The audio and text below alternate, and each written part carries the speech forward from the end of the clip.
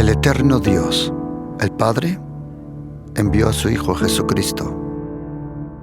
Su Hijo Jesucristo, Él es el camino, es la verdad, es la vida, es la luz.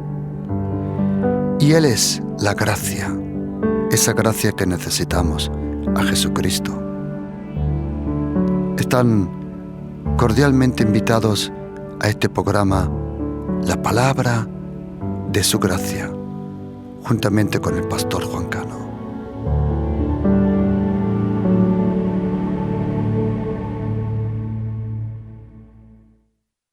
Las cosas habló Jesús, y levantando los ojos al cielo dijo: Padre, la hora ha llegado.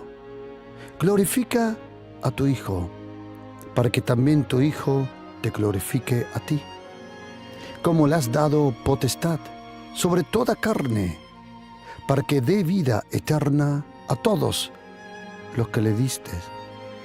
Y esta es la vida eterna, que te conozcan a ti, el único Dios verdadero, y a Jesucristo, a quien has enviado. Yo te he glorificado en la tierra, he acabado la obra que me diste que hiciese. Ahora pues, Padre, glorifícame tú al lado tuyo, con aquella gloria que tuve contigo antes que el mundo fuese.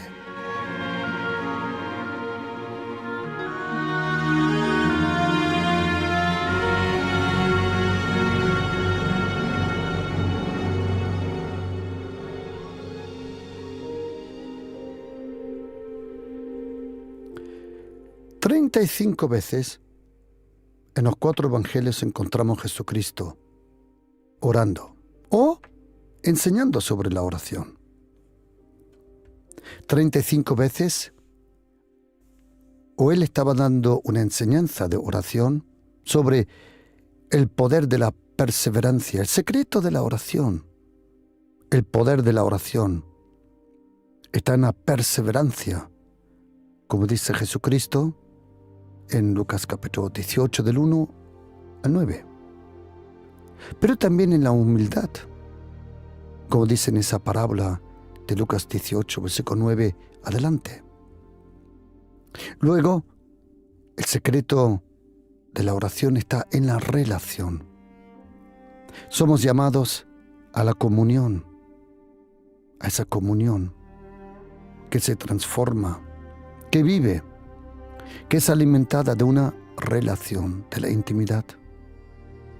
Jesucristo nos enseñó ejemplos, que hay también cosas que nos pueden bloquear en la oración, como dijo en Juan capítulo 8, en Mateo capítulo 5, en Mateo capítulo 6, la necesidad de orar y perdonar en la oración.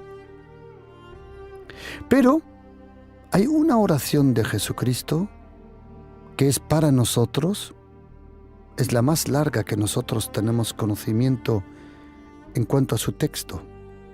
Si tú lees Lucas capítulo 6, versículo 12, puedes leer que Jesucristo oró toda la noche.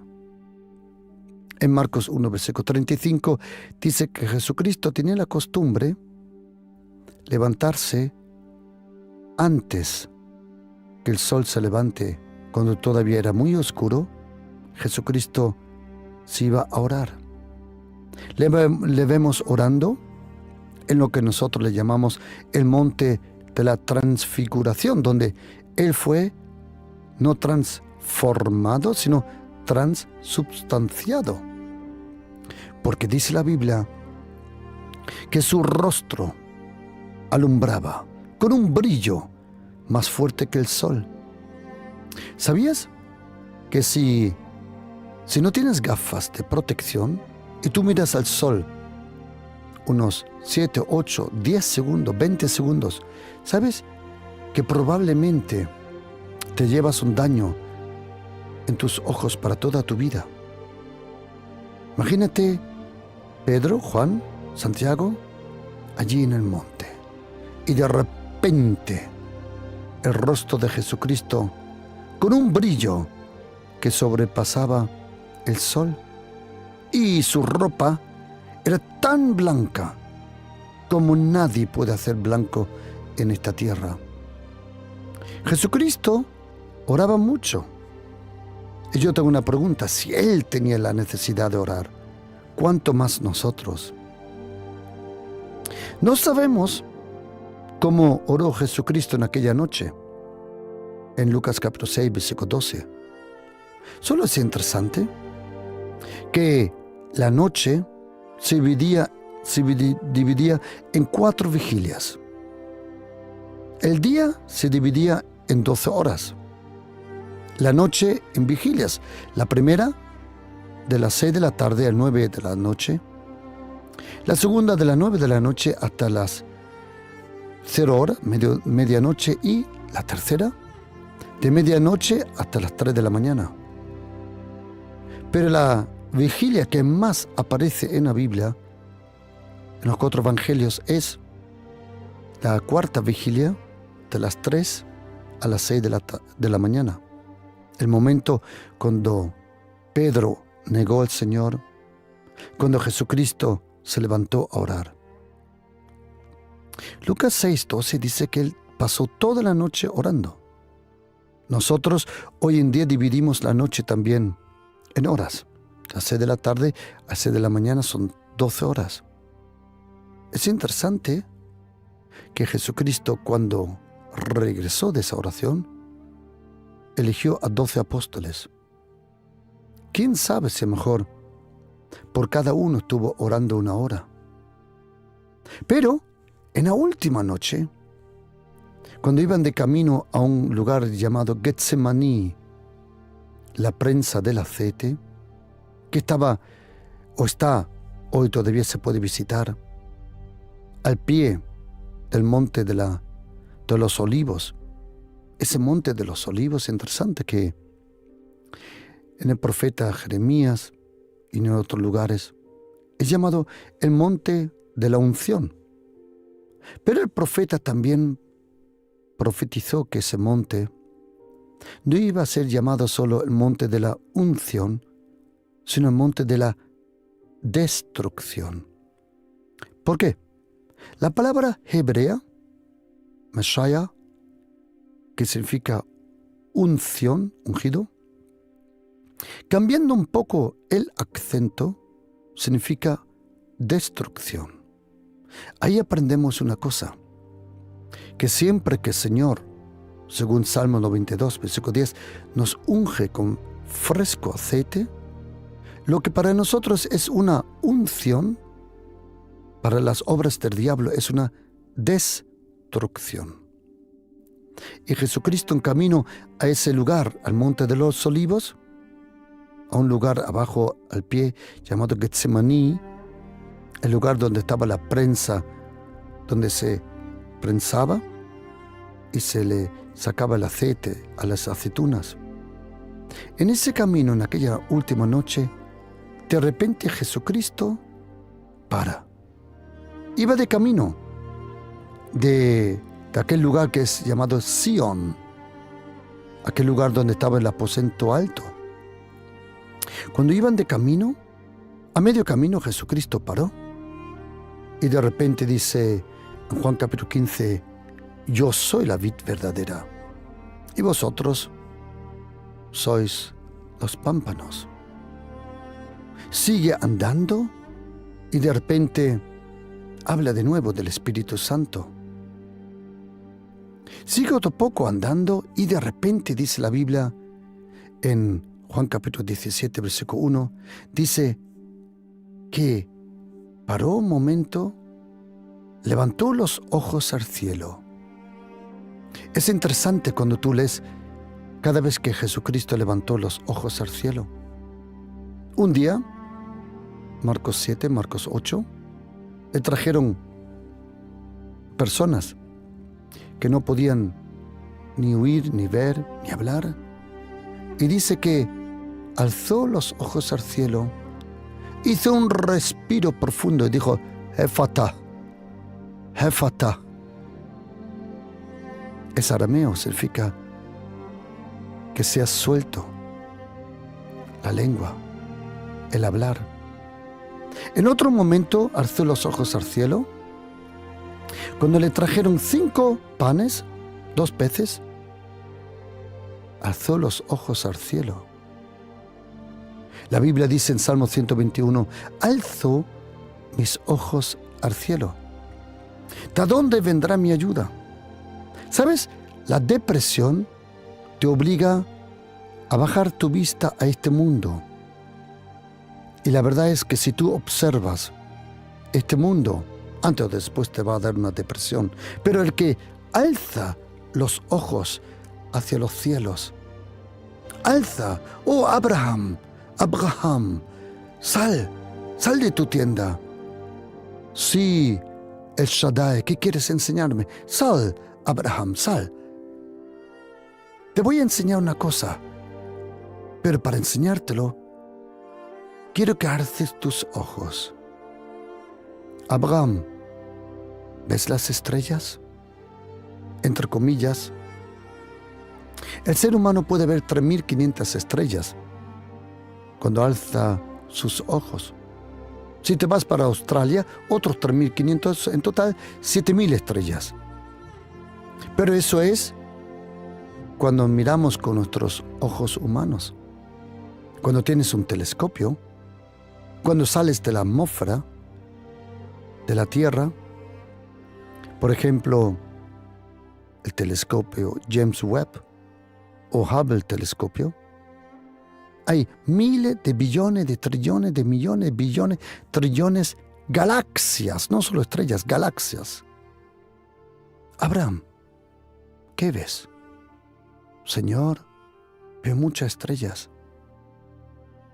Muy bien, Abraham. Quiero que esta noche descanses en paz y que sepas, así será tu descendencia. Eres mayor de edad, pero no te preocupes. Tú te has puesto mayor, yo no. El buen mensaje es que tú y yo nos ponemos mayor, pero Dios no. Dice la Biblia, Jesús alzó el Señor, levantó los ojos al cielo y dijo, Padre, la hora ha llegado. Y ahora, en esta oración de Juan capítulo 17, versículo 1, hasta el versículo, finalmente del versículo 26, Jesucristo nos deja una oración que es impresionante. Y si te fijas en esta oración, lo primero que te das cuenta es esto, que Jesucristo no oró como nosotros. Él nos enseñó una oración que se llama el Padre Nuestro. Pero esa oración no era la oración que Jesucristo tenía que orar. El Padre Nuestro es la oración del ser humano, no de Jesucristo. Déjame explicarte. Jesucristo era ser humano completo. Pero Él nunca tuvo que orar el Padre Nuestro. Padre nuestro que estás en los cielos. Jesucristo dijo, el Padre siempre está conmigo. Santificado sea tu nombre. Para nosotros, esa petición es una oración. Para Jesucristo, era la razón por qué vino a la tierra. Él dijo, Padre nuestro que estás en los cielos, santificado sea tu nombre. Venga tu reino. Jesucristo nunca tuvo que decir, venga tu reino. ¿Por qué? Porque donde estaba Jesucristo, estaba el reino.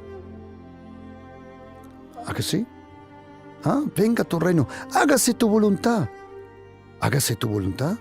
Si un día Jesucristo le dijo a sus discípulos, yo tengo una comida de comer que vosotros no comprendéis, que es hacer la voluntad de Dios. Para nosotros, la voluntad del Señor son mandamientos. Para Jesucristo, la voluntad de Dios es un alimento. Hágase tu voluntad. Venga tu reino.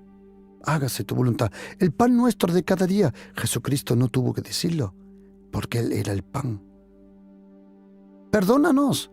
Tampoco tuvo que decirlo, porque Jesucristo nunca pecó. Y no nos metas en tentación. Tampoco tuvo que hacerlo, porque el diablo huía de Jesucristo. Y porque tuyo es el reino y el poder, la gloria, ahora y en toda eternidad. Todo eso se encuentra en Jesucristo. Dice la Biblia que Jesucristo alzó los ojos al cielo y dijo: Padre, la hora ha llegado. Déjame explicarte algo de la hora. Los relojes que tú y yo hoy usamos, nuestros relojes, todos están conectados con un reloj mundial. En el mundo hay un reloj mundial en cual todos los relojes se tienen que orientar. Todos los relojes de Samsung, todos los iWatch, de iPhone, todos los relojes en el mundo, sea de la NASA, sea de los americanos, de la ESA, de los europeos, de cualquier lugar. ¿Sabes dónde están conectados? A un reloj en una ciudad alemana que se llama Braunschweig. En Braunschweig está el reloj mundial. Lo mismo que el kilo. El metro se encuentra en París. Allí hay un kilo, que es el kilo de los kilos, vamos a llamar así. Ok. Pero hay una cosa interesante con el tiempo, con la hora. Normalmente es la Tierra, es la gravitación, es el ser humano que mira para arriba para saber qué hora es. Cuando Jesucristo vino a la Tierra, por primera vez, un ser humano, que era Dios y hombre a la misma vez, Jesucristo, por primera vez de la Tierra, se le dijo al cielo la hora que era. Normalmente es el cielo que dice: cuando el tiempo se cumplió, Dios el Padre envió a su Hijo. Normalmente los tiempos son dirigidos, planificados desde el cielo. Pero ahora teníamos el cielo en persona de Jesucristo aquí en la tierra. Por eso dice el Padre: la hora ha llegado. Momento, ¿qué hora ha llegado? Llegó la hora donde se iba a cumplir todo lo que Dios el Padre, Dios el Hijo y Dios el Espíritu Santo habían planificado. Y era la salvación. En el momento que Dios el Padre puso al ser humano en el jardín Edén, en ese momento Dios el Padre sabía lo que iba a pasar. ¿Por qué? Porque Dios el Padre nos dio la libertad. El amor que no te deja la libertad no es amor. El amor siempre implica el peligro que la persona que tú amas y que tú le das libertad, esa persona se decide contra ti. Verdadero amor da libertad. Y Dios el Padre nos dio la libertad. Y en aquel momento todo se planificó. Padre, la hora ha llegado. Ha venido el momento de Isaías 53. El siervo que iba a sufrir por todos. Ha venido el momento de Jeremías 31:31. Un nuevo corazón, nuevo pacto, un nuevo espíritu. Ha venido el momento de Génesis capítulo 3 de pisarle al diablo la cabeza. Padre, la hora ha llegado. Padre, la hora ha llegado. Jesucristo era tan soberano. Jesucristo era tan soberano que tenía el tiempo en sus manos. Nadie era como Jesucristo, jamás. Todos, si es Kim Jong-il, Kim Il-sung, si es Mahoma, Buda, Confucio, si es Joseph Smith o los mormones, quien sea, todos estaban sometidos al cronos, al tiempo. Pero solo uno sabía cambiar los tiempos, como dice Daniel 2:21. Él cambia los tiempos, Él es el tiempo, Él lo tenía todo. Padre, llegó la hora. Ahora todo llega a un fin del Antiguo Testamento y a un principio del Nuevo Testamento. Glorifica a tu Hijo para que tu Hijo te glorifique a ti. Padre, esa gloria que tú me das, la usaré solo para glorificarte a ti. Así como tú le has dado autoridad sobre toda carne. ¿Por qué Jesucristo tiene autoridad sobre toda carne? La razón es porque el Verbo se hizo carne. La razón por qué Jesucristo tiene el poder sobre toda carne es porque Él vino en la carne, en la sangre. Todo espíritu, dice primera carta de Juan, que no diga que Jesucristo vino en la carne, es el espíritu diabólico del anticristo. Es interesante que esa palabra anticristo, en griego anti, hoy lo usamos como yo soy anti esto, yo soy anti esto, pero anti en griego antiguamente no significaba estar en contra, sino sustituir. Por ejemplo, cuando dice Juan capítulo 1, versículo 16, de su plenitud todos hemos recibido gracia sobre gracia. Cuando dice en castellano sobre, dice en griego anti. Gracias antigracia. Dice gracia antigracia. La gracia que sustituye la gracia. El anticristo, en griego antichristos, significa el que quiere sustituir a Jesucristo. Él quiere sustituirlo. El anticristo, él quiere sustituirlo con sus mentiras. Y dice, tú le has dado autoridad sobre toda carne. ¿Por qué Jesucristo tenía autoridad sobre toda carne? Porque Jesucristo es el único ser humano que tuvo control total de su propia carne. A mí me da gracia cuando veo personas que no tienen ni control sobre su lengua, sobre sus hábitos, y quieren tener control sobre los demonios. Vamos ya, por el amor de Dios. Los demonios te dicen, momento, tú no te tienes ni a ti en control y me vas a tener en control a mí. No. Por eso el ayuno verdadero, cuando uno no come, pero sí bebe líquido, agua, el ayuno no vence a demonios. El ayuno vence la carne. Los demonios, ellos no comprenden tu carne. Ellos usan tu carne, conocen el peligro y la debilidad de la carne, pero ellos no tienen relación con la carne, porque los demonios nunca tuvieron carne. Los demonios son personas, atención, sin carne. Son personalidades, pero no tienen cuerpo. Jesucristo tiene autoridad sobre toda carne. Por eso, querido oyente, no sé en qué situación lo que te está atacando, obligando, amargando la vida en tus hábitos, en tu carne. Pero si le pides a Jesucristo ayuda, Él te va a ayudar. Porque Él tiene autoridad sobre toda carne. ¡Wow! Y dice, para que le dé vida eterna. Solo Jesucristo puede dar vida eterna. Déjame explicarte algo de la vida y de la vida eterna. Tú y yo tenemos vida porque Él nos dio la vida. Jesucristo, atención, Él no recibió la vida de nadie. Él es la vida. Por eso dijo, nadie tiene el poder sobre mi vida. Yo tengo autoridad de dejar la vida y de nuevo tomar la vida. Es el único, porque Jesucristo, Él es la vida. Y en griego hay diferentes palabras para vida.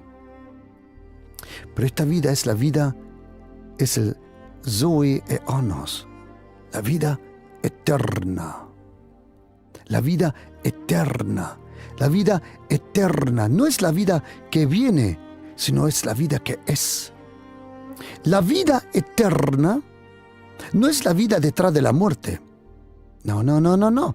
Todas las religiones hablan de la vida detrás de la muerte. No. Jesucristo habla de la vida antes de la muerte. La vida eterna ya está aquí. La vida de Jesucristo. La vida eterna es la vida no sometida al mundo, no sometida a la maldición, no sometida al tiempo, no sometida a la gravitación, no sometida al poder de Satanás. La vida eterna proviene y fluye de la eterna presencia del Dios eterno. Hay otra cosa graciosa en Juan capítulo 17, los nombres que Jesucristo usa. En un lugar dice él, Padre Santo. Y en otro momento, Padre Justo. Interesante. Y dice, tú eres el Dios único verdadero. Y a Jesucristo. En Juan capítulo 17, versículo 3, dice, esta es la vida eterna. La vida eterna es esta, que te conozcan a ti, al único Dios verdadero, y a Jesucristo, a quien has enviado. Es el único momento donde Jesucristo, en los 4 evangelios, Mateo, Marco, Lucas y Juan, él se autoproclama y dice Jesucristo. Es el único momento donde él se autoproclama Jesucristo. Pero no se lo dice al ser humano, se lo dice al Padre, a quien has enviado, a quienes has enviado. Jesucristo es el único ser humano que no fue creado.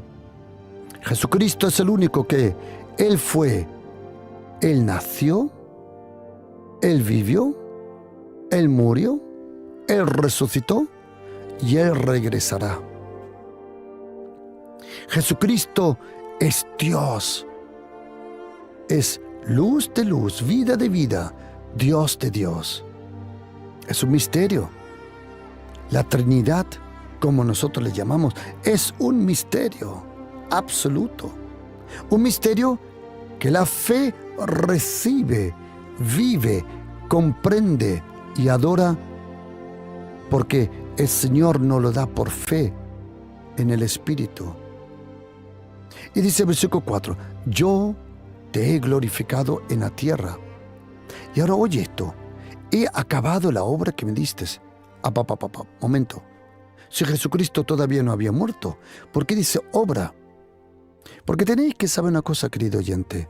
Jesucristo, si tú hoy vas a un católico, evangélico, presbiteriano, ortodoxo, adventista, bautista o cualquier cosa, denominación, y tú le dices, ¿por qué vino Jesucristo? El uno te dirá, para morir por nuestros pecados. El otro te dirá, para librarnos del poder de Satanás. Otro te dirá, para enseñarnos al Padre. ¿Sabes que todo es verdad?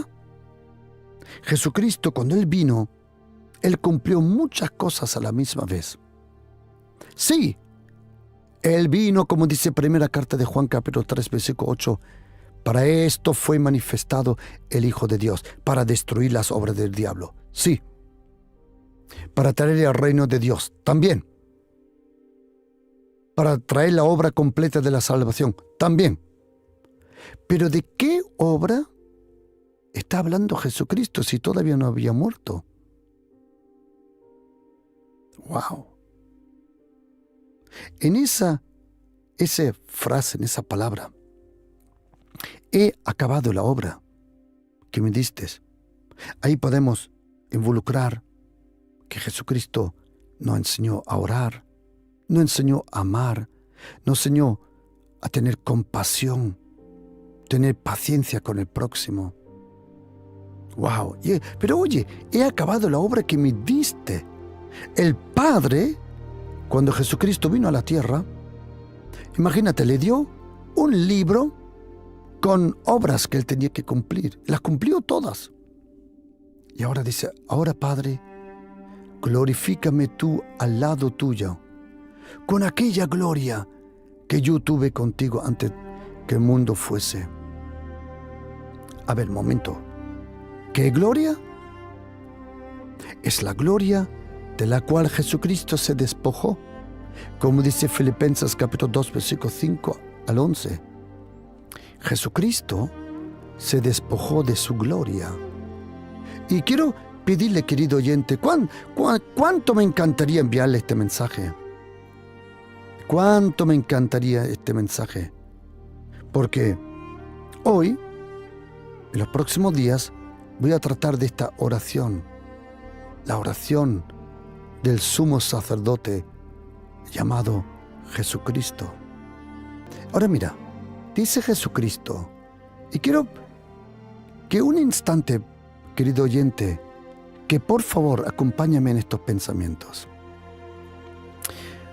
Dice, Padre, glorifícame al lado tuyo, con aquella gloria que yo tuve. Momento, antes que fuese el mundo. En Juan capítulo 1, versículo 14, dice, y el Verbo se hizo carne. Y vimos su gloria. Y dice en griego, y era la gloria del Padre. En Filipenses 2:5 al 11, dice la Biblia que Jesucristo se despojó. A ver, ¿de qué se despojó? ¿Por qué? ¿Por qué Jesucristo se tuvo que despojar? La única forma, la única razón, quiero explicarlo con un ejemplo que me pasó. Yo nunca quería tener animales en casa. Pero un día, en nuestro pueblo, en Galicia, mis hijas, mi suegra allí, le dieron un gatito a mis hijas. Se llamaba Mickey. Y nos traímos ese gatito a casa. Las niñas le encantó el gatito. Ese gatito se levantaba todas las mañanas conmigo. Yo creo que ese gato ha oído más Biblia que la mayoría de los cristianos. Él siempre que yo leía la Biblia, se sentaba al lado y probablemente ese gato, no sé, no quiero exagerar, pero maybe 15, 20 veces ha oído la Biblia, completo. En griego también, en arameo y en hebreo.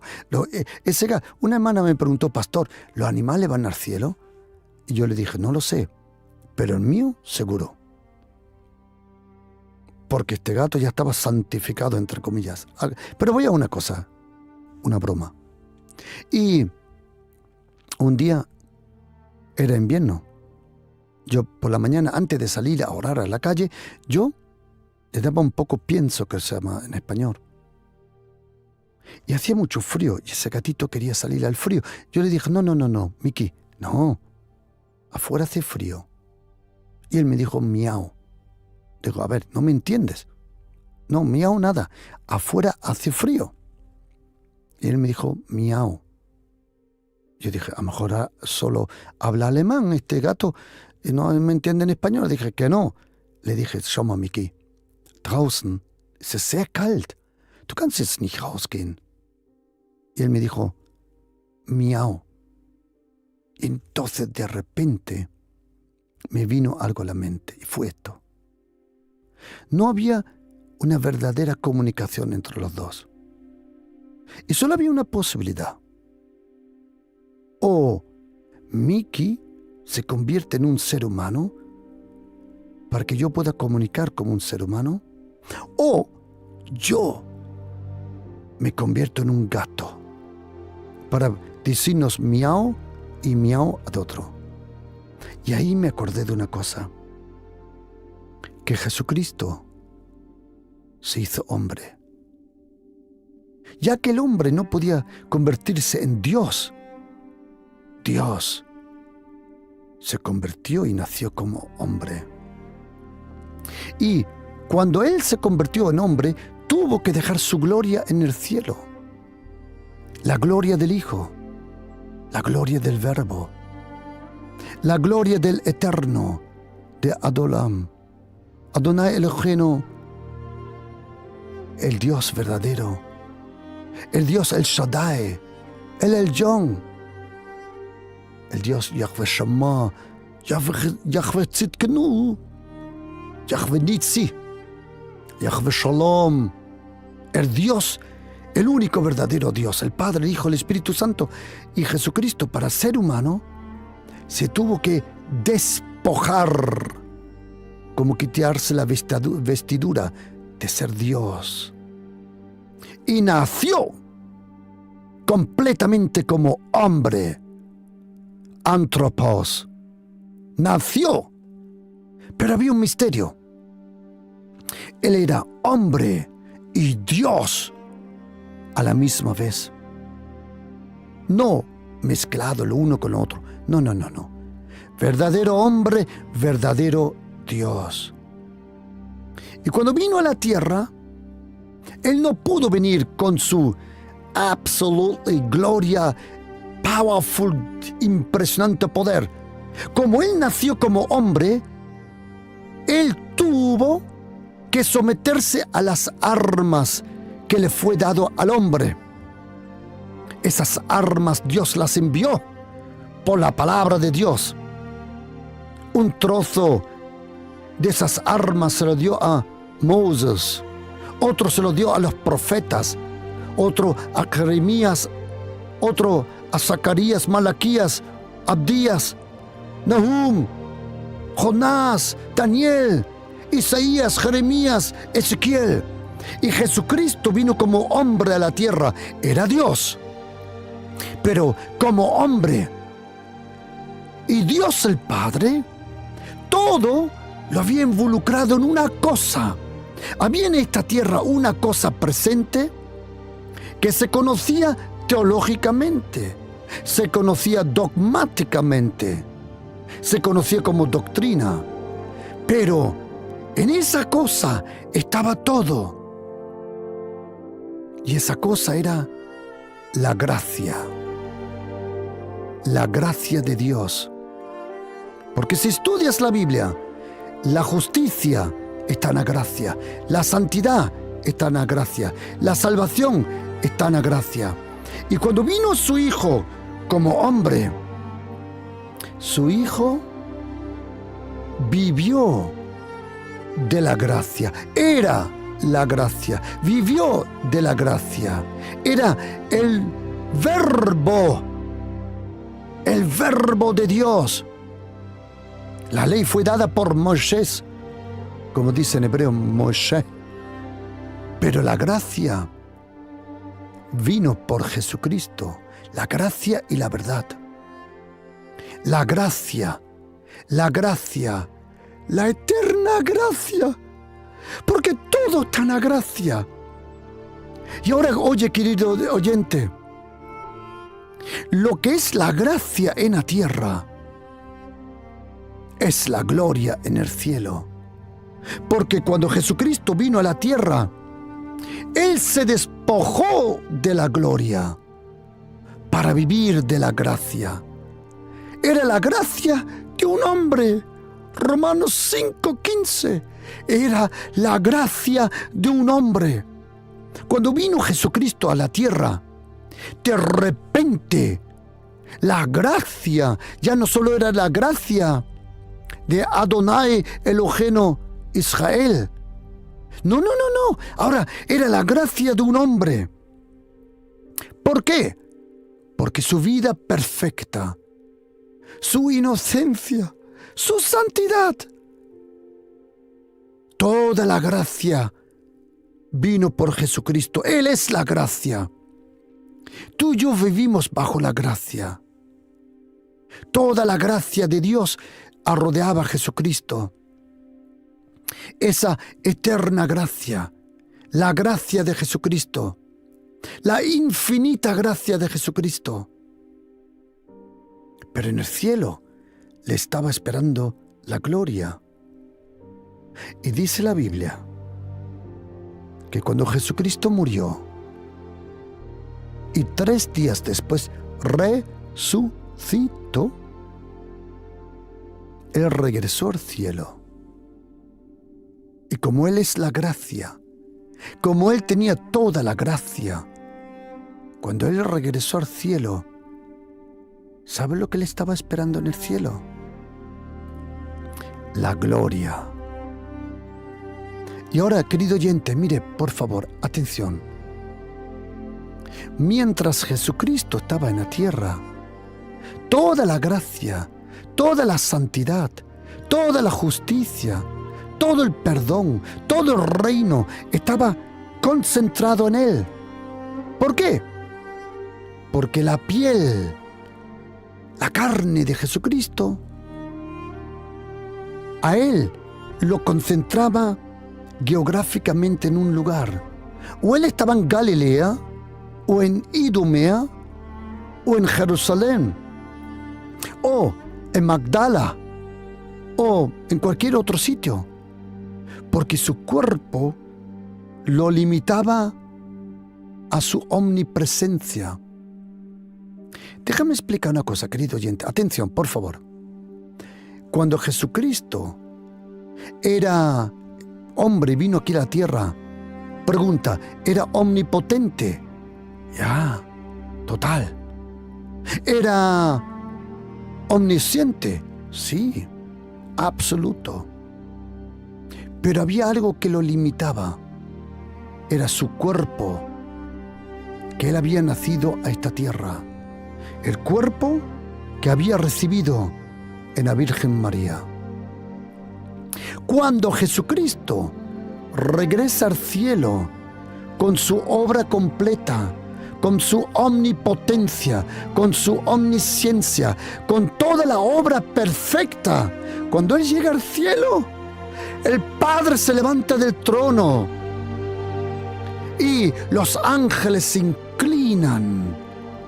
Y el Padre dice, Yeshua, HaMashiach, Adonai, Jesús Christos, Kyrios, Jesus Christus ist Herr. Jesus Christ is Lord. Jesucristo es Señor. Y todos los ángeles se inclinaron. Miraba yo una visión de la noche, y aquí con las nubes del cielo venía uno semejante al Hijo del Hombre, Daniel 7:13, que vino hasta el anciano de días y le hicieron acercarse delante de él. Y dice versículo 14, y le fue dado dominio, gloria, gloria y reino. Y Jesucristo recibió la gloria que le estaba esperando. Pero hay un problema. En el cielo nadie necesita la gracia, porque la gracia de Jesucristo es como la medicina, es solo para los enfermos y para los pecadores. En el cielo no hay pecadores. Hubo uno y lo echaron fuera. ¿Qué hizo Jesucristo? Él tenía toda la gracia. Y cuando se acercó el Padre lo arropeó, lo llenó, lo glorificó con la gloria que le estaba esperando. ¿Y qué hizo Jesucristo con la gracia? Ahora cogió toda la gracia eterna, perfecta, omnipotente, la gracia del Señor Jesucristo, y ahora se la dio a uno de los tres, que también era como Jesucristo, omnipotente, sí, omnisciente también. Pero esta persona no tenía límites por un cuerpo, que era Ruach HaKodesh, el Espíritu de la Santidad de Dios. Y Jesucristo le dio toda su gracia al Espíritu Santo, tanto que Zacarías capítulo 12, versículo 10, Hebreos capítulo 10, versículo 28 le llama el Espíritu de la gracia. Y Jesucristo se sentó en su gloria. Y el Espíritu Santo vino en su gracia. El Espíritu Santo nos da la gracia. El Espíritu Santo nos transmite la gracia de Jesucristo. La gracia. ¿Qué es la gracia? No es tan complicado explicarlo. ¿Por qué? Porque solo la gracia que se experimenta es la gracia que se puede explicar y transmitir. La gracia no se estudia y luego se explica. No.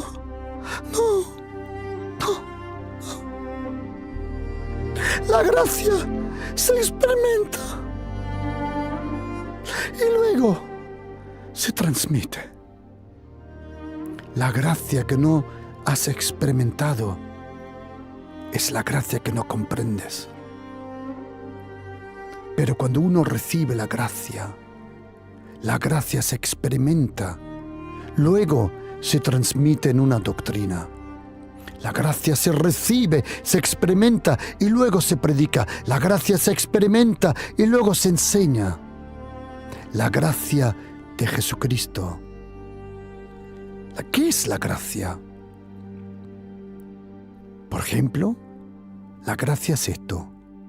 Todo lo que nosotros, por propias fuerzas, no lo hemos podido conseguir, Dios el Padre nos lo regala por la gracia. Pero hay otro aspecto de la gracia, y es este: que todo lo que era Jesucristo por naturaleza, lo somos nosotros por la gracia. Él era por naturaleza Hijo del Dios viviente. Nosotros somos por la gracia hijos de Dios. Él era, por naturaleza era santo. Nosotros por la gracia somos santificados. Él era por su comportamiento el justo, la justicia. Nosotros somos la justicia por la gracia. La gracia, queridos hermanos cristianos, no estáis bajo la ley. En vano, dice Jesucristo en el Evangelio de Mateo, en vano me glorifican, porque lo que están enseñando son mandamientos de ser humano.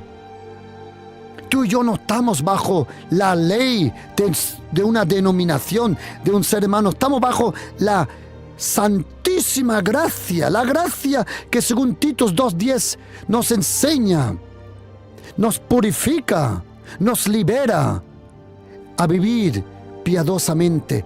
La gracia, todos estamos bajo la gracia. La gracia, lo que es para los peces el agua, es para nosotros la gracia. Lo que es para los pájaros el viento que los levanta, es para nosotros la gracia. La gracia de Jesucristo, la gracia, la infinita gracia, la gracia de un hombre. Romanos 5:15, la gracia de Jesucristo, la gracia, la infinita gracia.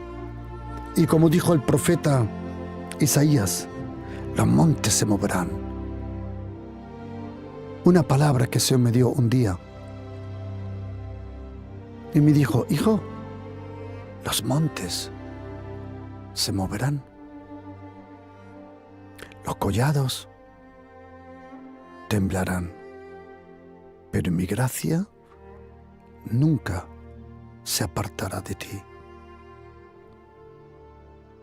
Tú y yo estamos bajo la gracia. Eso es lo que celebramos en la Santa Cena. Los judíos, bajo la ley, celebran el Pesach. Nosotros,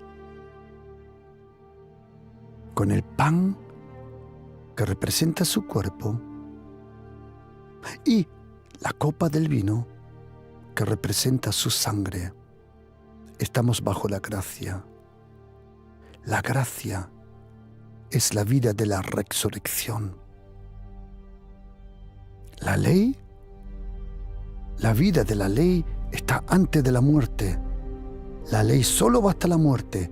Detrás de la muerte, la ley no tiene poder. Pero tú y yo morimos con Jesucristo y resucitamos con Él. Por eso estamos bajo la gracia. La gracia, querido oyente. Seas cristiano católico, cristiano adventista, ortodoxo, seas bautista, evangélico, de alguna forma. Si tú eres cristiano, tú no estás bajo la condena de la ley. No, no, no. Estás bajo el perdón continuo de la eterna gracia de Dios.